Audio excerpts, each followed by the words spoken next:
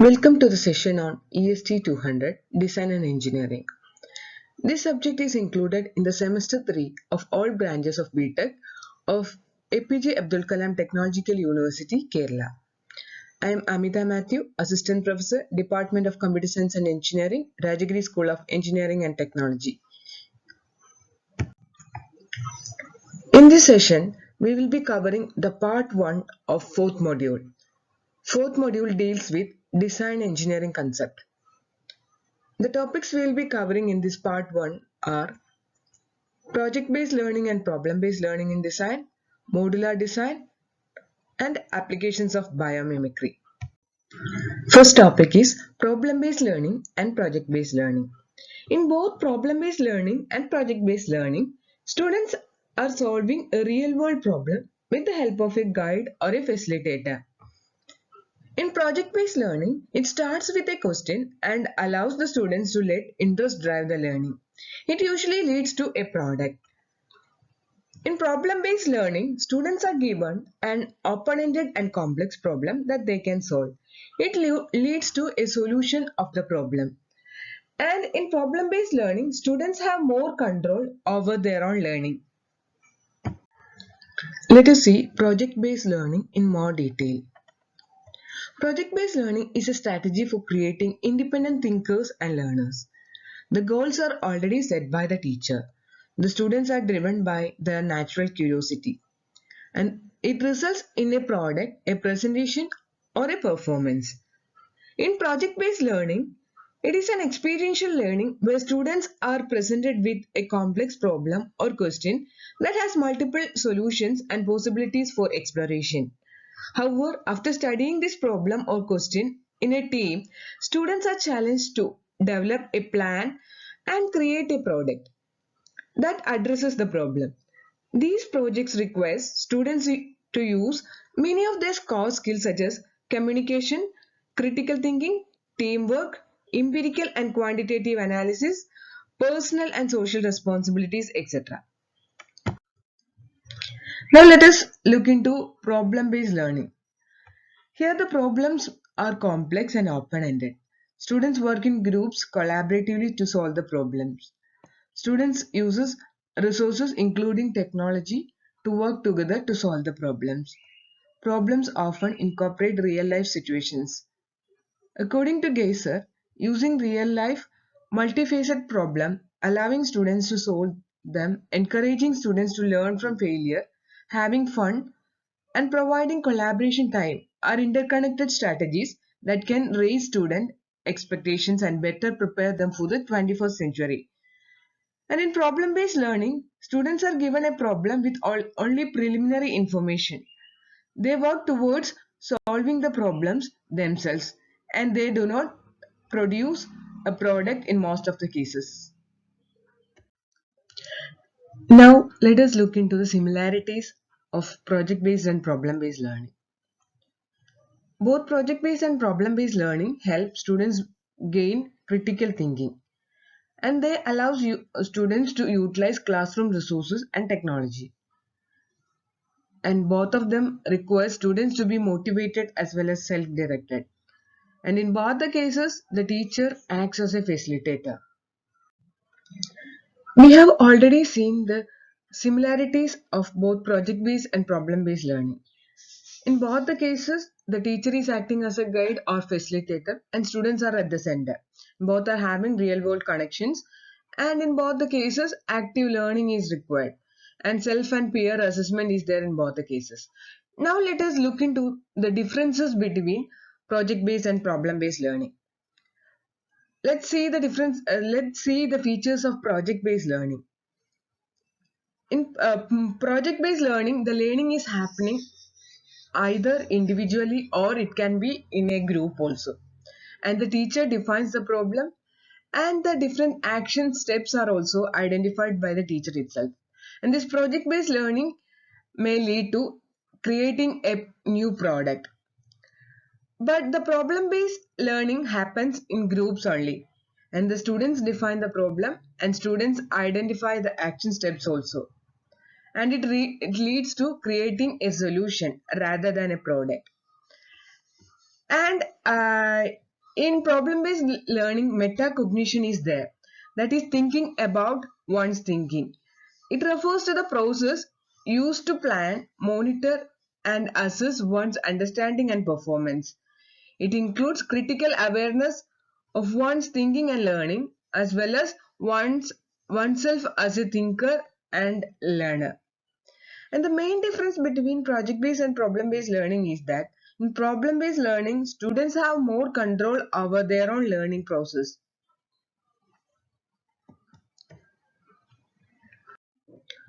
What are the benefits of problem-based and project-based learning? Project-based and problem-based learning prepare students for a competitive job market as it requires the use of 21st century skills like collaboration, critical thinking, communication, and creativity. In this process, the students pursue solutions to open-ended problems by formulating questions for investigation, designing plans or proposals, collecting, analyzing and integrating information, constructing explanations and models, and creating artifacts or products of their understanding. Next topic is modular design. Modular design is basically to decompose complex systems into simple modules in order to efficiently organize complex designs and process.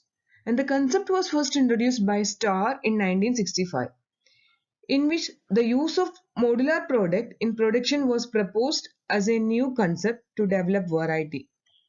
So modular design can be defined as an approach that subdivides a system into smaller parts called modules that can be independently created and can be used in different systems. So the main objective is to organize a complex system into a set of distinct components that can be developed independently and then plugged into the. One of the advantages standard parts can be used and same modules can be used for many systems. Another advantage is parallel development of modules are possible and thereby reducing the time of development. And it also enhances efficiency and flexibility of production and marketing. It makes possible to modify specific modules for a new requirement without influencing the main infrastructure so that the problems can be decomposed into several small ones. Modular design concept has been employed in many fields of design and manufacturing. You might have seen modular design has been used in different varieties of application. This is one of the example for modular design, and this is a open modular system for conveyors. And the first figure shows a fixed all the fixed modules, and then the second figure B shows the integrated picture or the sample combination. And you can see in the first figure there are different modules or different parts of the main system. So the different subparts are manufactured separately. And if you want to manufacture in bulk the different conveyors, you can manufacture the different parts in bulk and then integrate together to form each and every single unit. Modular design has merits as well as demerits. Let us first see the different merits or the advantages of using modular design. First of all, it is simple system since we can use pre-ready modules which are already available. Then the alterations and maintenance are very easy because we need to alter or change different parts or different units only. No need to maintain or alter the entire system. Same modules can be used by many products, making it cost-effective, market-ready, and market-adaptable systems. The testing is easy and the corrections can be made fast because each and every modules need to be tested. Interchangeability of parts and less product cost. That is, we can easily change the parts of the product because each and every part may be different modules. So in the changing these parts is easy. Hence, it reduces the total cost of the product as well as total maintenance cost. And designer can use his expertise on products rather than utilizing on the subsystems. That is, these subsystems are already defined or already available. So the designer need not bother about the design of the subsystem. So he can utilize his expertise on the overall productivity and overall product without bothering about the working of subsystem. Now let us move on to the disadvantages of using modular design. First one is excess relying on modules leads to outdated system because these modules may be already designed and developed sometimes back. And when you are going to develop your own product now at this point of time, these modules or some of the modules may be already developed in the past, and these modules may not be updated or upgraded. So hence your system also becomes an outdated system. And design is to be altered to accommodate available modules. Sometimes the already available modules may not be compatible with our design. So in that case, we need to alter our design in order to accommodate these available modules. And this modular design leads to underdeveloped subsystems, and it requires timely alterations of modules or usage of new modules. And these modules, some of the modules may be outdated, and during the course of time you need to update or alter, you need to change these modules, or you need to use new modules. Next topic is biomimicry. Biomimicry is innovation inspired by nature. Nature is the most successful engineer and the most brilliant engineer that has ever evolved. Most of the problems humans face today are also faced by other organisms. We could learn a lot from nature when it comes to solving our challenges in a sustainable way. Over the course of evolution, many organisms gained more efficient ways to use their environment. The organisms that are alive today are the successful models or the product of evolution. Nature acts as a model, mentor, and a measure. Nature as a model. Different systems in nature can be studied in detail, and it can be copied for developing technologies towards sustainable development. Nature as measure. Nature knows what works and what lasts as a result of evolution. And this working system can be used as a measure or standard by humans for judging our own innovations. Nature as a mentor. Nature has gained a lot of experience as a result of carrying out experiments for the past 3 to 8 billion years. Hence, nature can be considered as mentor from where we can learn a lot of things. 9 basic laws that underpins the concept of biomimicry. Nature runs on sunlight. Nature is powered by the renewable energy source of sun. And if we mimic nature, we would rely on this renewable energy. Nature uses only the energy it needs. Organisms use low energy process to reduce the amount of energy they need.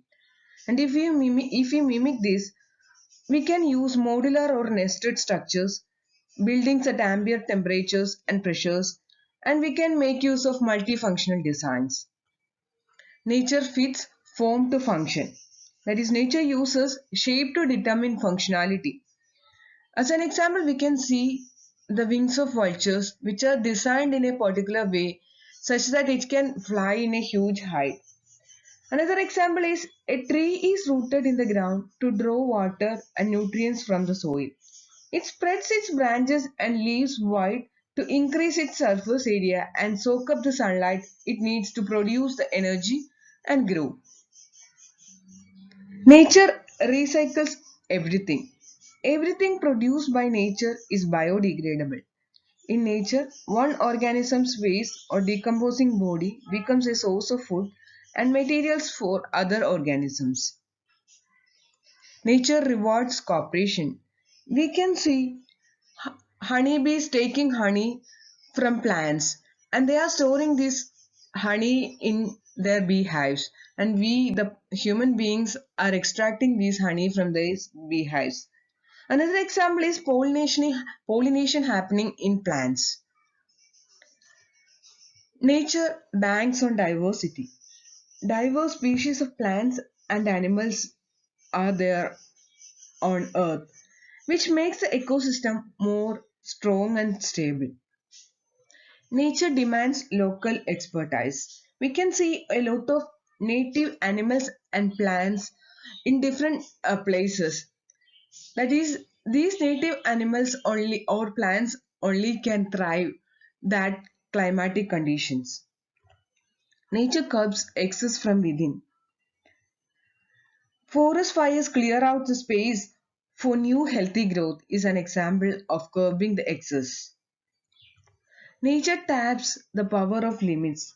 Plants in a given environment thrive within the range of temperatures of that region only. And nature uses the power of limit to uniquely fit diverse forms of life into distinct environments. Let us see some applications of biomimicry. The first one is a Shinkansen bullet train, which is inspired by Kingfisher. The train was actually producing huge noise when it was coming out of the tunnels due to change in air pressure. And this problem was rectified by the concept of kingfisher when dives into water in search of meal creates little splashing. This concept was used to create a new type of Shinkansen bullet train. And it also helps the train to save electricity and to travel more faster. Next is Gecko climbing feet, which is inspired from the gecko lizard, which sticks on the surface, including glasses. Self-cleaning paints and surfaces. Surface finishes inspired by the self-cleaning mechanism of lotus plants have now been applied to paints, glasses, and textiles. And it reduces the need for chemical detergents and costly labors. Passive cooling in buildings. Engineers sought inspiration for ventilation design from termite mounds to withstand hot climate. Designed a passive cooling structure which specifically designed hooded windows, variable thickness walls, and light colored paints to reduce the heat absorption. Bionic car. Design of Mercedes-Benz Bionic car was inspired by fish body shape. 20% lower fuel consumption and up to 80% lower nitrogen oxide emission could be achieved. Great rigidity and low weight, a growth principle designed by the nature. The box fish, angular but nonetheless very streamlined. Skin surface of sharks. Shark skin is made up of countless overlapping scales called dermal tentacles, which is also called as little skin teeth. And these tentacles have grooves running down their length in alignment with the water flow. And these grooves disrupt the formation of eddies or turbulence wheels of slower water, making the water pass by faster. The rough shape also discourages parasitic growth such as algae and barnacles. Scientists have been able to replicate dermal tentacles in swimsuits and in the bottom of boats. The tiny hooks on burr fruits inspired the Velcro tape, which we are using in our day-to-day life.